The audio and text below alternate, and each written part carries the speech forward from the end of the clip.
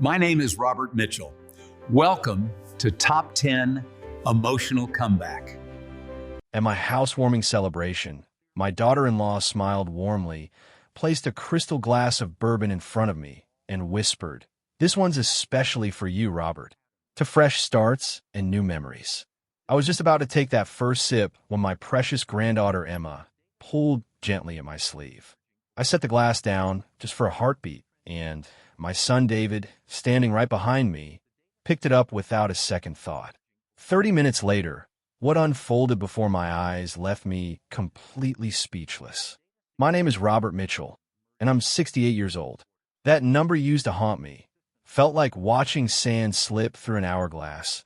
Felt like the world was ready to tuck me away in some forgotten corner where youth and speed reign supreme. But standing here in the living room of my new home on this gorgeous June morning in Seattle, Washington, I felt something I hadn't experienced in the 2 years since my beloved wife Margaret passed away. Possibility. Real, tangible possibility. Please like this video and listen to my story till the end, and let me know which city you're listening from. That way, I can see how far my story has traveled. This craftsman-style home wasn't just another real estate transaction. It was my declaration of independence. After 3 decades of designing buildings for countless clients, reviewing endless blueprints until my vision blurred, managing construction sites through rain that soaked clean through to your bones, the kind of relentless Pacific Northwest downpours that test your very soul, I'd finally created something entirely for myself. Well, purchased it from a retiring couple heading to Florida for warmer days, but every single detail that mattered, I chose with intention. The oak hardwood floors caught the morning sunlight just perfectly, like liquid gold spreading across the room. The built-in bookshelves in the living room ran deep enough for my collection of architecture volumes and Margaret's cherished novels, the ones she'd read to me on quiet Sunday afternoons. The kitchen featured windows facing east, positioned so I could sip my morning coffee while watching the sunrise paint colors across my neighbor's magnificent maple trees. That morning, I walked through each room deliberately, methodically, running my weathered hand along every door frame, inspecting the corners where walls met ceilings. Old habits from a lifetime of catching contractor shortcuts, of knowing where corners get cut and quality gets compromised. Everything felt solid. Everything felt mine. At 68, I was genuinely starting over, and it felt right in ways I never expected. The house had 3 bedrooms. One for me, naturally. One I'd transformed into an office. Though honestly, I wasn't entirely certain what I'd do with it now that retirement had arrived. And one for Emma, my 8-year-old granddaughter, for those precious weekend visits when she'd stay over. She embodied pure energy and endless questions, carrying Margaret's captivating eyes and her mother's fierce determination. I'd already arranged a small desk in there for her colorful drawings, and her stuffed animals from her last visit sat arranged on the bed like a tiny jury, silently judging my decorating choices. My son David and his wife Sarah lived about 20 minutes away, close enough for those comfortable Sunday dinners we all treasured, but far enough that I wasn't hovering over their lives. Margaret had always warned me about that. "Let them breathe their own air, Robert," she'd say, her voice gentle but firm. "You raised a wonderful man. Trust that." I did trust David. Absolutely. He taught high school literature, patient and thoughtful beyond measure. The kind of son who called just to check in, who remembered the anniversary of his mother's death without needing calendar reminders. At 38, he'd built himself a good life. He'd married Sarah 9 years ago in a beautiful ceremony overlooking Puget Sound. They'd welcomed me into their world with warmth that never once felt forced or obligatory, at least not in the beginning. But Sarah, there was something about my daughter-in-law that I couldn't quite identify, couldn't quite silence in my mind. She possessed charm, certainly. A successful real estate agent who knew exactly how to smile at precisely the right moment, how to make you feel like the most important person in any room. When I told them about purchasing this house, she'd been enthusiastic, asking all the appropriate questions about square footage and property appreciation and neighborhood amenities. She'd always been the ambitious type, luxury vehicles, designer handbags, the kind of lifestyle her real estate commissions should have easily supported. But over the years, I'd noticed David quietly shouldering more and more of their household expenses, while Sarah chased bigger deals that never quite seemed to materialize. Not my business, I told myself repeatedly. Every marriage has its own financial rhythm. Then roughly 3 months ago, she'd suggested over dinner that I should consider establishing a family trust. Just for estate planning purposes, Robert, she'd said. She'd been calling me that for 9 years now, ever since the wedding. But lately, it sounded less like genuine affection and more like ownership. It would make everything so much simpler for David when the time eventually comes.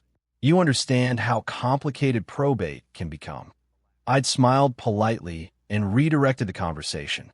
I was 68, not 88. And something about the way she'd emphasized when the time comes had felt less like concern and more like anticipation. I dismissed the thought immediately. What kind of person suspects their own daughter-in-law of ulterior motives? Margaret would have told me I was being paranoid, seeing shadows where none existed. But Margaret wasn't here anymore to offer her wisdom. And my architect's instinct, the one honed over decades that could spot a load-bearing wall disguised as decorative, that could identify structural problems hiding behind fresh paint and pleasant facades, that instinct kept whispering that Sarah's helpfulness rested on foundations I couldn't quite see clearly. At my housewarming celebration, my daughter-in-law smiled warmly, placed a crystal glass of bourbon in front of me, and whispered, "This one's especially for you, Robert." To fresh starts and new memories. I was just about to take that first sip when my precious granddaughter Emma pulled gently at my sleeve. I set the glass down just for a heartbeat, and my son David, standing right behind me, picked it up without a second thought. 30 minutes later, what unfolded before my eyes left me completely speechless. My name is Robert Mitchell, and I'm 68 years old. That number used to haunt me. Felt like watching sand slip through an hourglass. Felt like the world was ready to tuck me away in some forgotten corner where youth and speed reign supreme. But standing here in the living room of my new home on this gorgeous June morning in Seattle, Washington, I felt something I hadn't experienced in the 2 years since my beloved wife Margaret passed away. Possibility. Real, tangible possibility. Please like this video and listen to my story till the end, and let me know which city you're listening from. That way, I can see how far my story has traveled. This craftsman-style home wasn't just another real estate transaction. It was my declaration of independence. After 3 decades of designing buildings for countless clients, reviewing endless blueprints until my vision blurred, managing construction sites through rain that soaked clean through to your bones, the kind of relentless Pacific Northwest downpours that test your very soul, I'd finally created something entirely for myself. Well, purchased it from a retiring couple heading to Florida for warmer days, but every single detail that mattered, I chose with intention. The oak hardwood floors caught the morning sunlight just perfectly, like liquid gold spreading across the room. The built-in bookshelves in the living room ran deep enough for my collection of architecture volumes and Margaret's cherished novels, the ones she'd read to me on quiet Sunday afternoons. The kitchen featured windows facing east, positioned so I could sip my morning coffee while watching the sunrise paint colors across my neighbor's magnificent maple trees. That morning, I walked through each room deliberately, methodically, running my weathered hand along every door frame, inspecting the corners where walls met ceilings. Old habits from a lifetime of catching contractor shortcuts, of knowing where corners get cut and quality gets compromised. Everything felt solid. Everything felt mine. At 68, I was genuinely starting over, and it felt right in ways I never expected. The house had 3 bedrooms. One for me, naturally. One I'd transformed into an office. Though honestly, I wasn't entirely certain what I'd do with it now that retirement had arrived.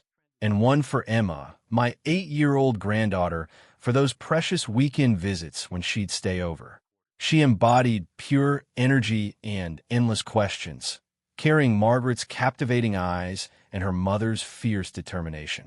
I'd already arranged a small desk in there for her colorful drawings, and her stuffed animals from her last visit sat arranged on the bed like a tiny jury, silently judging my decorating choices. My son David and his wife Sarah lived about 20 minutes away, close enough for those comfortable Sunday dinners we all treasured, but far enough that I wasn't hovering over their lives. Margaret had always warned me about that. Let them breathe their own air, Robert, she'd say, her voice gentle but firm. You raised a wonderful man. Trust that. I did trust David. Absolutely. He taught high school literature, patient and thoughtful beyond measure. The kind of son who called just to check in, who remembered the anniversary of his mother's death without needing calendar reminders. At 38, he'd built himself a good life. He'd married Sarah 9 years ago in a beautiful ceremony overlooking Puget Sound. They'd welcomed me into their world with warmth that never once felt forced or obligatory, at least not in the beginning.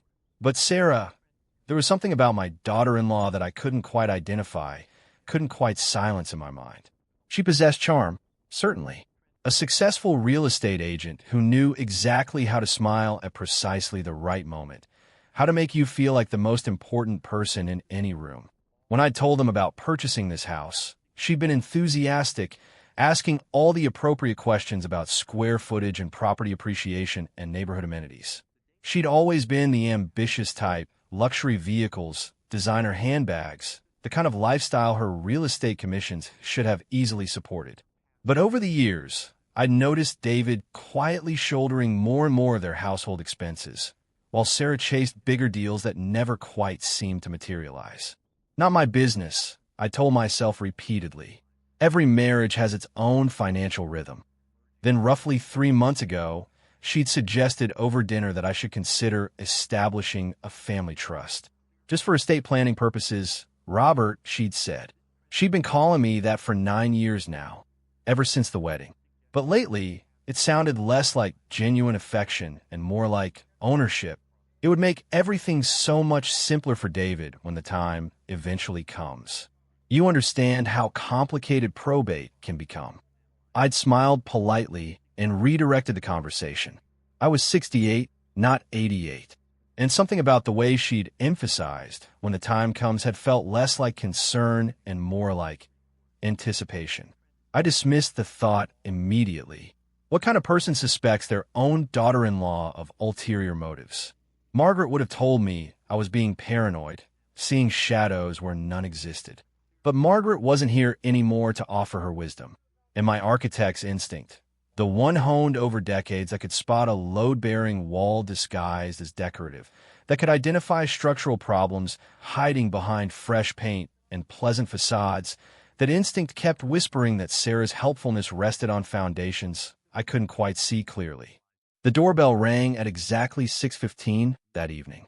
I've always deeply appreciated punctuality, a habit formed from decades of construction deadlines, where 15 minutes could mean the difference between a project staying on schedule or spiraling into costly, chaotic delays. Through the front window, I spotted Thomas Reed standing on the porch, a bottle of wine cradled in one hand, wearing that comfortable grin he'd perfected over our 40 years of friendship. "Robert," he said when I opened the door, pulling me into one of those hearty back-slapping hugs that men our age had somehow perfected over the years. "This place looks even more magnificent than you described. You always did have an exceptional eye for quality bones." Thomas was 65, a contractor who'd worked on half the buildings I designed throughout Seattle. We'd spent 3 decades debating about load-bearing walls and arguing about building codes. And somewhere along that journey, we'd become the kind of friends who didn't need constant communication to know the other was always there. Come in," I said, accepting the wine gratefully. "You're wonderfully early. Wanted to see it before the crowd descended." He stepped inside, his contractor's eye immediately cataloging the crown molding, the hardwood floors, the way the evening light filtered through the west-facing windows. "Oak floors. Brilliant choice. They'll outlast both of us, my friend." That's precisely the plan. More guests arrived in quick succession. Frank Morrison, an architect I'd collaborated with on a hospital project back in the 90s, showed up with his wife Helen. Nancy Tucker from 3 houses down brought a casserole that smelled like pure comfort and genuine good intentions. An elderly couple whose names I promptly forgot but whose warm smiles were genuine enough that it didn't seem to matter at all. The house filled with exactly the sounds I'd hoped for. Conversation and genuine laughter, ice clinking melodiously in glasses, the comforting hum of people discovering mutual acquaintances or shared opinions about Seattle's unpredictable weather. I'd set up speakers on the back patio, and smooth jazz drifted through the open doors, mixing beautifully with the aroma of the grill I'd fired up earlier. I was refilling the ice bucket when the doorbell rang again. Through the window, I saw David's car in the driveway, and my chest did that familiar thing it had done since the moment he was born, that quick lift of pure joy that came from knowing my son was near. Emma burst through the door first, a whirlwind of energy in her pink dress, blonde hair flying. "Grandpa, your house is so enormous." I crouched down, my knees protesting slightly, and caught her in a hug that smelled like strawberry shampoo and pure childhood innocence. "Not too enormous for you, sweetheart. I've got a room with your name literally on it. With a desk for my drawings?" "The very same one." David came in behind her, and I stood to embrace my son properly. He'd inherited Margaret's height and my broader build. At 38, he still carried that teacher's posture, shoulders slightly hunched from years of leaning over students' desks, offering guidance and encouragement. "Dad, this place is absolutely perfect." "Really?" His eyes held that familiar shadow that appeared whenever we mentioned Margaret, but then he smiled warmly. "Mom would have absolutely loved it." "Yes," I said quietly. "She would have. Come on, I want you to meet someone." Sarah stepped through the doorway then, and with her came a woman I didn't recognize. Sarah wore a dress that looked expensive, the kind that probably cost more than David earned in a week of teaching, and her smile was absolutely camera-ready, practiced to perfection. "Robert, you remember Jessica, don't you?" Sarah said brightly. "She helped plan our wedding. I ran into her just last week and absolutely insisted she come tonight." The woman extended her hand professionally. "Jessica Morgan, it's truly lovely to meet you, Mr. Mitchell. Sarah's told me so much about you." She appeared to be somewhere in her early 40s, with dark hair pulled back in a way that suggested professional efficiency and careful attention to detail. Her handshake was firm, her eye contact direct and unwavering. Something about her seemed carefully calibrated, not unfriendly exactly, but measured in a way that made me think of lawyers or accountants or people who dealt in careful calculations. "Please, call me Robert," I said warmly. Any friend of Sarah's is genuinely welcome here. But as the evening progressed and I circulated among my guests, I found myself noticing Jessica. She had a particular way of asking questions that seemed casual on the surface, but definitely weren't. She'd complimented the house beautifully, then asked about the square footage with precise interest, admired the neighborhood genuinely, then inquired about property values and appreciation rates, mentioned retirement planning in a way that felt like fishing for specific information about my finances. Wedding planners didn't usually demonstrate such keen interest in investment portfolios and estate planning. I was considering this carefully, trying to decide if I was being paranoid or genuinely perceptive, when Sarah's voice cut smoothly through my thoughts. "Robert, let me make you a special drink. What's your favorite? Still old fashions, right?" She'd already moved confidently to the makeshift bar I'd set up on the kitchen counter. Bottles of bourbon and whiskey, a bucket of fresh ice, mixing glasses I'd purchased specifically for tonight's celebration. She worked with the practiced confidence of someone who'd tended bar professionally before, measuring and pouring with rehearsed ease. But I watched her hands carefully, watched the way she prepared one particular glass with extra care and attention, the way her eyes flicked toward me and then quickly away, the way she positioned that specific glass on a small napkin, marked by its placement slightly apart from the others. Emma appeared suddenly at my elbow, tugging insistently on my sleeve. "Grandpa, look what I drew at school today." She thrust a piece of construction paper at me, covered in crayon drawings of what might have been a house or possibly a spaceship or maybe a castle. With Emma's creative art, you honestly never could tell with certainty. "That's absolutely beautiful, sweetheart. Is that my new house?" It's a magical castle for you to be safe in forever and ever. Something about the word safe made my skin prickle uncomfortably, but I smiled and kissed the top of her head tenderly. The safest castle in all of Seattle. Have you ever had that moment where something feels wrong, but you can't quite explain why? When every instinct is screaming at you to pay attention. The party swirled around us beautifully. Thomas was telling an animated story about a building inspector we both absolutely despised. Frank Morrison was debating the merits of sustainable architecture with Helen Tucker, who apparently had surprisingly strong opinions about solar panels and green building practices. Somewhere in the background, Miles Davis played through the speakers, his trumpet weaving elegantly through conversations about property taxes and the best routes to avoid traffic on Interstate 5. It should have been absolutely perfect. It was perfect except for Jessica, who was now talking to David, but watching me with an intensity that felt distinctly like careful assessment. Except for Sarah, who'd finished mixing drinks with practiced precision and was walking purposefully toward me with one glass held carefully in both hands, her smile bright enough to hurt my eyes. Sarah approached gracefully, the crystal glass catching the lamplight, amber liquid swirling mesmerizingly as she moved.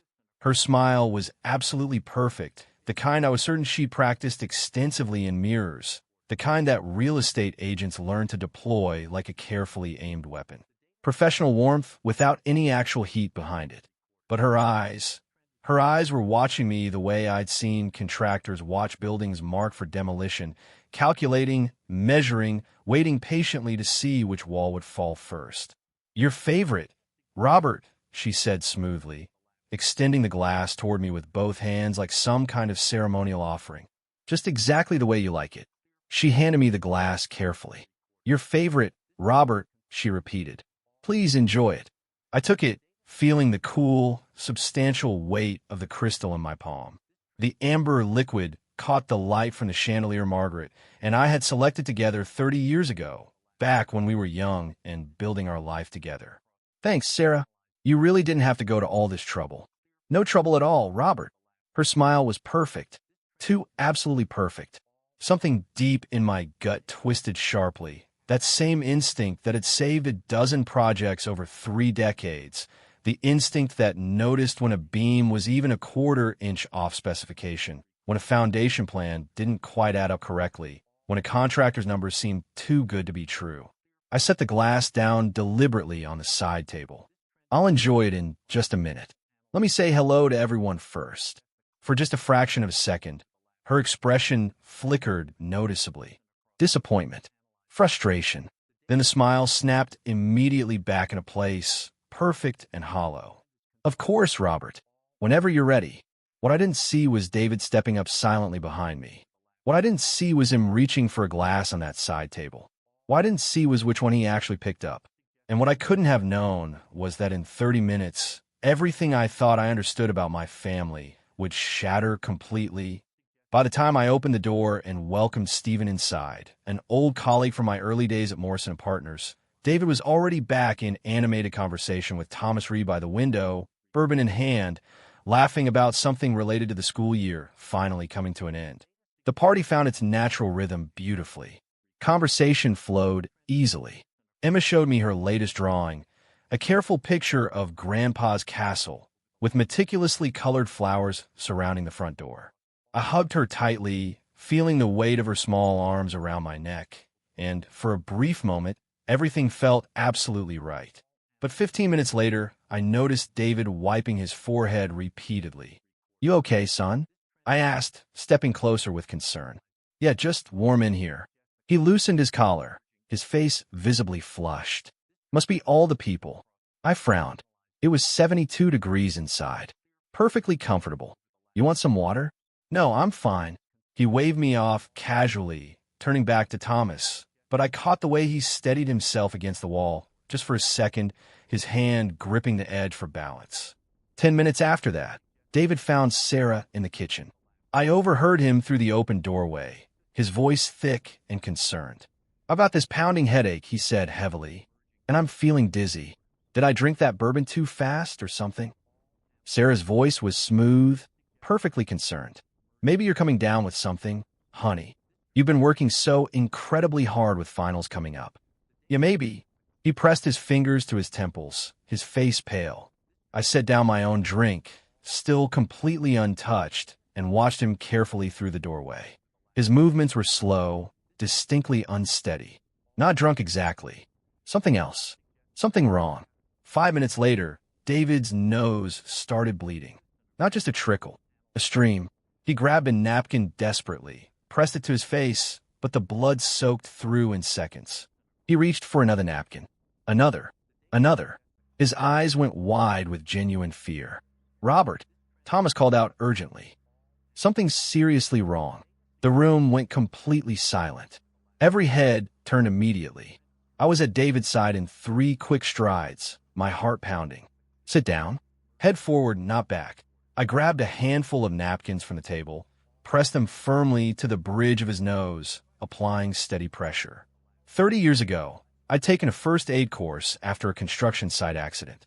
I still remembered the basics clearly. But the blood kept coming, flowing through the napkins, down his chin, staining his shirt dark red. "Dad, I can't."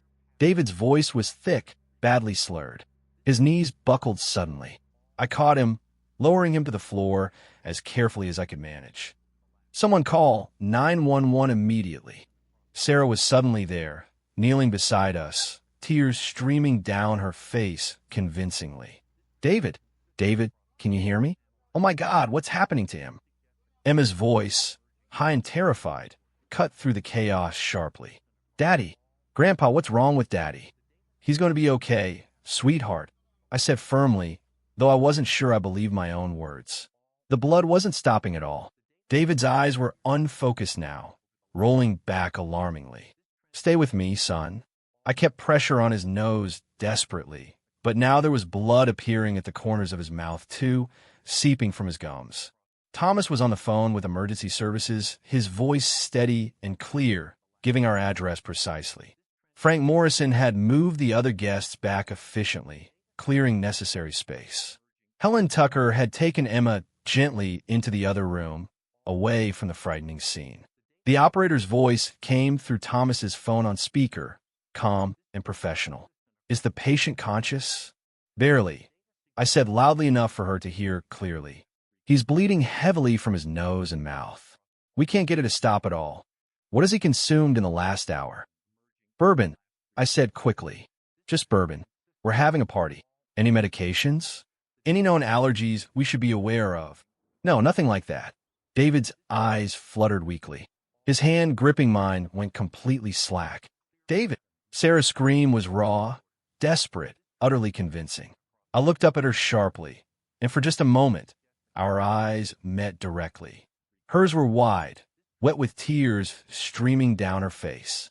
But something behind them didn't quite match. Something fell off. What would you do if you realized someone you trusted completely might have just tried to harm your family? Would you know what signs to look for? The ambulance arrived exactly 8 minutes later. Portland Fire and Rescue, sirens wailing urgently, lights flashing through the front windows like a nightmare made real. The paramedics moved with practiced efficiency, taking over from me with professional competence. "Possible anticoagulant overdose," one of them muttered quietly to his partner as they checked David's vitals with quick precision. "Pupils reactive. Blood pressure dropping significantly. Let's move now." They loaded David onto the gurney with careful speed. I climbed into the ambulance beside him without hesitation. "I'm coming too," Sarah said firmly. But the paramedic shook his head. "Only one family member. Meet us at Harborview Medical Center." She stepped back, nodding, tears still streaming convincingly. "I'll get Emma and follow right behind you." I held David's hand tightly as the doors slammed shut with finality. The siren screamed to life, piercing the quiet night. Through the small window in the back door, I caught one last glimpse of my house, the house I'd dreamed of for 30 years, and Sarah standing in the doorway, surrounded by stunned guests, her face a perfect mask of grief. But I'd spent 3 decades reading blueprints, reading people, reading the careful spaces between what was said and what was actually meant. And in that moment, as the ambulance tore through the streets of Seattle with my son's life hanging in the balance, one thought consumed me completely, overwhelmingly. That drink wasn't meant for David. It was meant for me. The fluorescent lights in the emergency room made my eyes ache. Or maybe it was the fear eating away at me. But when the doctor finally came through those swinging doors, what she told me changed everything I thought I knew about my family. The fluorescent lights in the emergency room waiting area made my eyes ache mercilessly. Or maybe it was the fear. Dr. Melissa Harper stepped through the swinging doors, her expression serious and measured. She was maybe 40 years old, with tired eyes and the kind of calm demeanor that came from years of delivering devastating news to families. She scanned the room, found me standing by the window, and walked over purposefully. "Mr. Mitchell?" I straightened immediately. "How is he?" "Your son is stable. We've got him on 4 fluids, vitamin K therapy, and we're monitoring his blood work very closely." She gestured to the plastic chairs. "Can we sit down?" We sat. I didn't want to, but my legs were shaking uncontrollably. "Mr. Mitchell, your son was exposed to a toxic dose of anticoagulant medication. Warfarin. Combined with alcohol, it caused uncontrolled internal bleeding. We caught in time, but it was extremely close." The words hit me like a physical blow. "Warfarin? Yes. Do you know if David takes any blood thinners regularly?" "No, he doesn't." I heard my voice crack. "I'm the one who takes warfarin for my heart condition. I've been on it for 6 years. Dr. Harper's brow furrowed with concern. "Is it possible he accidentally took your medication? Mixed up a pill bottle, perhaps?" "No." I shook my head firmly. "David doesn't live with me. He has his own place across town. He wouldn't have access to my medicine cabinet at all." She made a careful note on her tablet. "Then we need to determine how this happened. Warfarin doesn't just appear in someone's system by accident." Before I could respond, the automatic doors slid open and Sarah rushed in dramatically, Emma's hand clutched in hers. Her eyes were red, her hair disheveled perfectly, her voice breathless. "Doctor, is he okay? Is David okay?" Dr. Harper stood professionally. "He's stable. We're treating him for..." "Could it be something from the party?" Sarah interrupted quickly, looking between us with wide eyes. "Food poisoning, maybe? A bad batch of shrimp? Someone made a mistake with the catering?" "Ma'am, this isn't food poisoning," Dr. Harper said gently but firmly. "This is pharmaceutical. Your husband ingested a significant amount of warfarin." Sarah blinked. "Warfarin? But how could that be? Could someone have given him the wrong medication by mistake?" Sarah continued, her voice rising. "Could it be contamination of some kind?" "Could." "Sarah," I said quietly but firmly, "let the doctor finish, please." She stopped, mouth still half open, eyes darting between us with what looked like genuine confusion. But something about the way she was asking her questions struck me as deeply off. She wasn't asking, "Is he okay?" or "When can I see him?" She was asking, "What do they know?" Dr. Harper glanced at her watch. "We're moving David to the ICU for observation. His vitals are improving steadily, but we need to monitor him for the next 24 hours minimum. You'll be able to see him briefly once he's settled." "Thank you," I said. My voice sounded far away. Dr. Harper left. Emma curled up in a chair, clutching a stuffed bear someone had grabbed from the house. Sarah sat across from me, phone in hand, scrolling, tapping, not looking at me directly. The waiting room was nearly empty at this hour. A janitor mopped the far corner methodically. A vending machine hummed loudly. The clock on the wall read 2:47 in the morning. I couldn't sleep. Couldn't stop replaying the night in my head like a horrible film. Sarah handed me the glass. The way she watched me so carefully. The way her face fell when I set it down untouched. David behind me, picking up a glass without hesitation. But which one exactly? The blood, the panic, the ambulance. And now here, warfarin in his system. My warfarin. The thought formed slowly, like ice spreading across glass, cold and undeniable. That drink was meant for me. I looked up. Sarah had moved to the hallway. Phone pressed her ear. Through the glass partition, I could see her pacing, gesturing sharply, her face tight with what looked like anger, not worry. She wasn't speaking loudly enough for me to hear the words clearly, but her body language communicated everything. This wasn't the face of a worried wife. This was the face of someone whose carefully laid plan had gone terribly wrong. I stood quietly, walked closer, stayed just out of sight around the corner. Her voice drifted through the gap in the door. "I don't care what you think." It wasn't supposed to. "No, listen to me." She stopped mid-sentence, turned sharply, saw me through the glass. Our eyes met for a long, charged moment. Neither of us moved. Then she ended the call abruptly, slipped the phone into her pocket, and walked back into the waiting room with a bright, shaky smile plastered on her face. "That was my sister," she said quickly. "Just checking in. She's so worried about David." I nodded slowly, said nothing at all. The sky outside the windows started to lighten gradually. Dawn came slowly in June, but it came. "When did you first suspect something was wrong in this story? What would you have done differently?" Dr. Harper returned just after 5 in the morning. "David's stable. The bleeding has stopped completely. You can see him now, just for a few minutes." I followed her through the maze of hallways to the ICU. David lay in a narrow bed, pale as the sheets surrounding him, tubes running from his arms, monitors beeping softly but steadily. His chest rose and fell. Alive. I sat down beside him carefully, took his cold hand in mine. "I don't know what happened last night, son," I whispered, "but I'm going to find out. I promise you that." He didn't answer. The machines beeped. The fluorescent lights buzzed overhead continuously. When I returned to the waiting room, Sarah was asleep on the chairs across the hall, phone clutched in her hand, face peaceful, the perfect picture of an exhausted, worried wife. But I had seen that phone call clearly.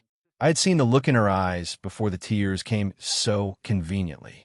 And for the first time in 9 years, I wondered who my son had really married. What I discovered next would make me question everything I thought I knew about my family. Because when I started digging into Sarah's past, what I found was so much worse than I ever imagined. I came home around noon the next day, and it looked like a crime scene that hadn't been investigated yet. Plastic cups littered the coffee table. Half-eaten plates of food sat abandoned on the kitchen counter. A strand of decorative lights hung crooked over the mantel like someone had grabbed it in a panicked hurry. The house still smelled faintly of bourbon and barbecue smoke, but I didn't see it the way I had 24 hours ago. Now everything looked different, darker, more sinister. I moved through the living room slowly, cataloging details the way I used to catalog blueprints, measuring, noting, filing away. The side table where I'd set my drink. The spot where David had collapsed. The doorway where Sarah had stood, tears streaming, hands pressed to her mouth in perfect theatrical horror. I walked into the kitchen. The bourbon bottle sat on the counter exactly where she'd left it. I picked it up carefully, turned it in the light. Expensive label. Maker's mark, still 2/3 full. I found a large Ziploc bag in the drawer, slipped the bottle inside, and sealed it carefully. Then I pulled a marker from the junk drawer and wrote on the bag in block letters. June 8th, 2024. Housewarming party. Bourbon. Sarah.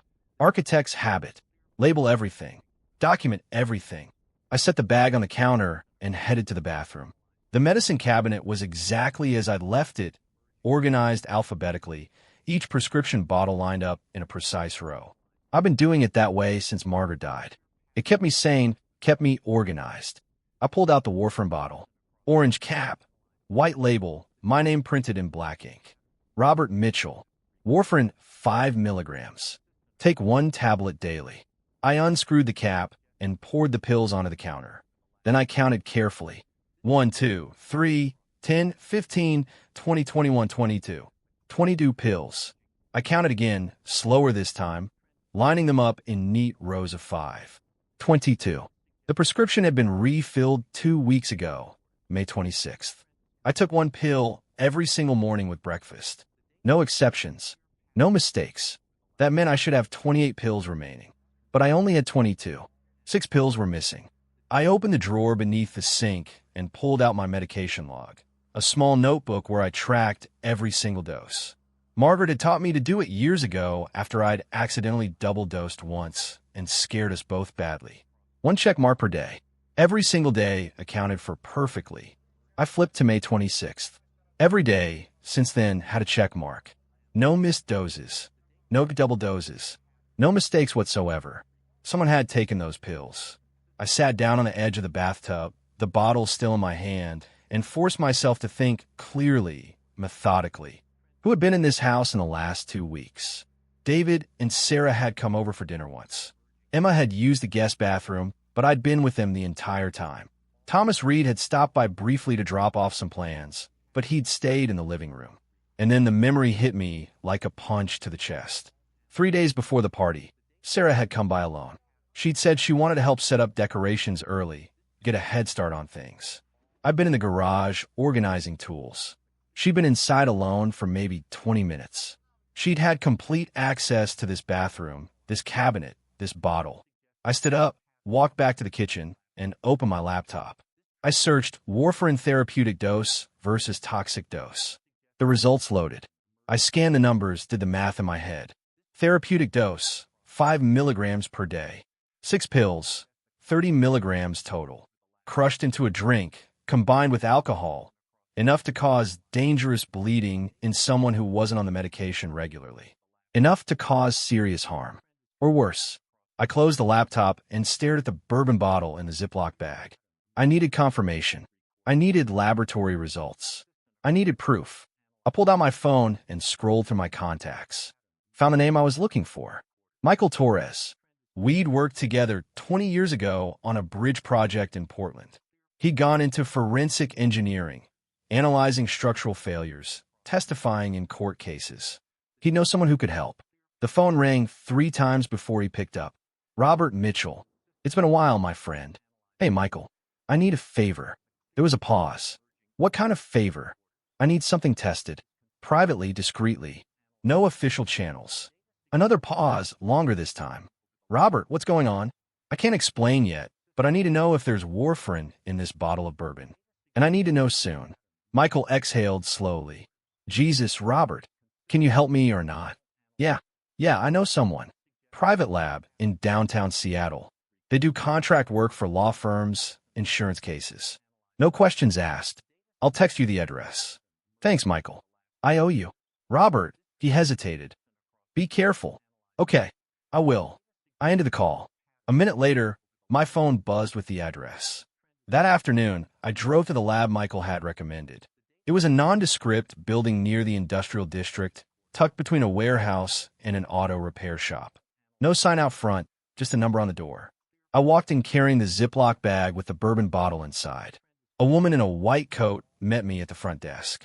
She didn't ask my name, didn't ask why I needed the test. Just took the bag, wrote down my phone number, and said, 3 to 5 business days. I'll pay extra for faster results. She looked up. 2 days, but it'll cost you. That's fine. She nodded. We'll call you. I drove home as the sun started to sink behind the hills. The house was empty. David was still in the ICU. Sarah was at the hospital with him.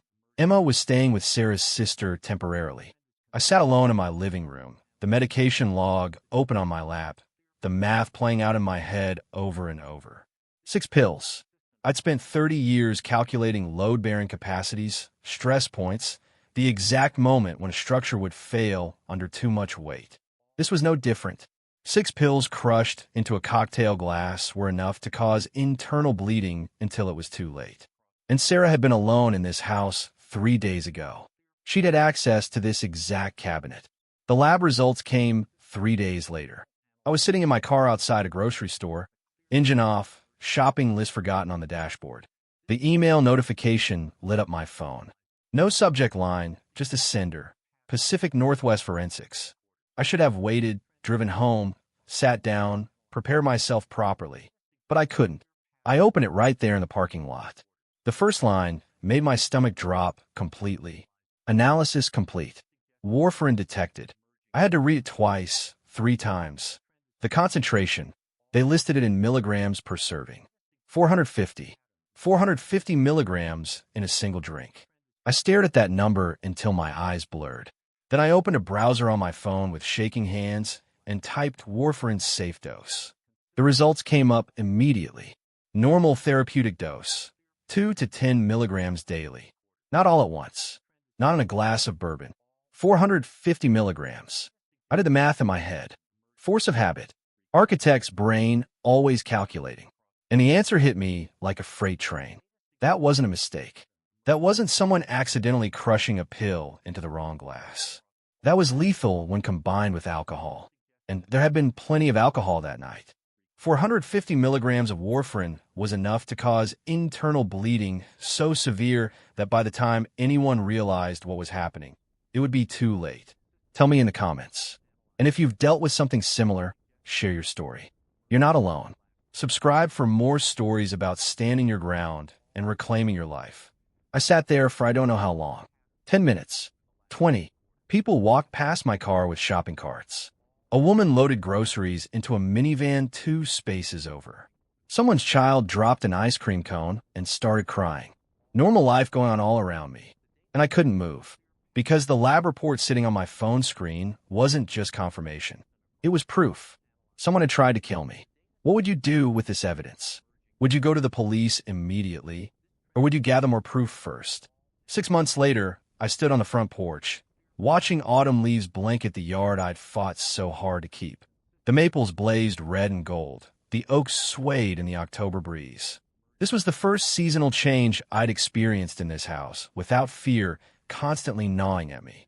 After I'd gathered all the evidence, the lab results, the financial records showing Sarah's crushing debt of over $300,000, the internet search history about inheritance and incapacity, the video I'd captured of her sabotaging a ladder she brought to help me with after I discovered her sister Christine had helped her purchase the warfarin illegally through an online pharmacy in Mexico, after text messages between the sisters revealed they'd planned everything for months, I finally went to the police.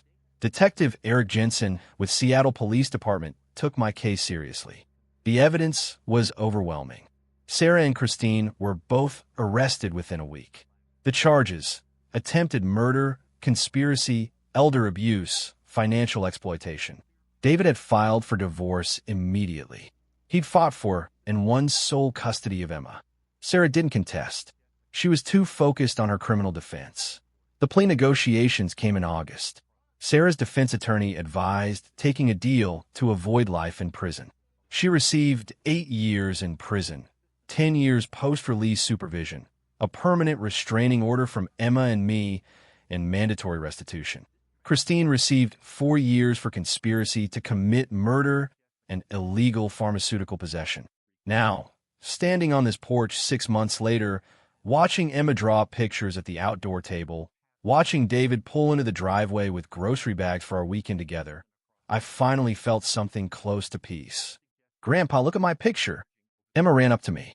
The drawing showed a family tree with me at the roots, David as the trunk, Emma as the branches and leaves. Words written across the bottom: strong roots, safe branches. My eyes misted over. "It's beautiful, sweetheart." Mrs. Henderson says family is about people who keep you safe. You and Daddy kept each other safe. David overheard and smiled sadly, walking over to join us. "You know what I keep thinking about?" David said quietly. "Mom, what she would say about all this. She'd say we did what family does. We protected each other.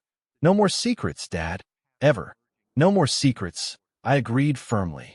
"I promise." What I experienced wasn't just about revenge.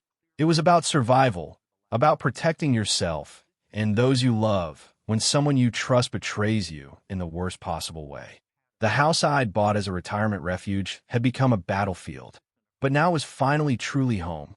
Not just a structure of wood and architectural design, but a place where people who genuinely love you gather safely.